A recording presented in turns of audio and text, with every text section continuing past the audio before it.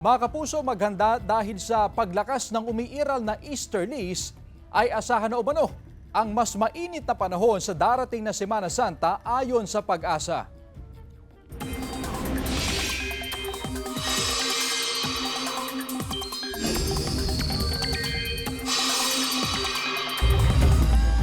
Kaya naman ngayon pa lang nagpaalala na ang otoridad lalo na sa mga bibiyahe, mamamasyal at ma-expose sa matinding sikat ng araw. Tutukan sa report. Katatapos lang ng klase ng estudyanteng si Janji mula sa Dagupan City. Naabutan namin siya nakasilong sa ilalim ng punong kahoy. Sa tindi raw kasi ng init ng panahon ay halos hindi nito kayanin at sumasakit ang kanyang ulo. Tila tumatagos din daw sa kanyang balat ang init ng panahon. Medyo nahilo po. Umiinom po ng tubig o... Ramdam din ni Aling Emeline mula sa Labrador, Pangasinan ang epekto ng mainit na panahon.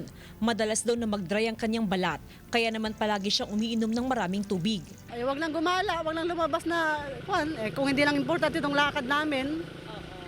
Magkulong na lang sa bahay, tutok sa ventilador.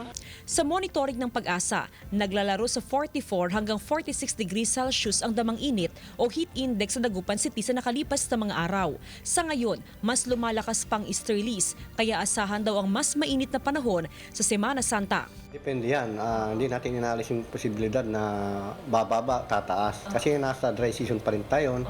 Kaumpisa pa lang natin sa panahon ng tag-init. Pinag-iingat ng Health Authority ang publiko sa iba't ibang uri ng sakit, lalo na ng skin diseases. Sa ganitong mainit ang panahon, mahalaga raw ang proper hygiene. Ang skin diseases po ay caused po by several bacterial or fungal infections na dala po ng poor sanitation after po ma-expose sa init ng araw. Inaasahang papalo pa sa lampas 50 degrees Celsius ang heat index sa Dagupan City. Sa ngayon daw, hindi pa nararanasan ang peak ng mainit na panahon.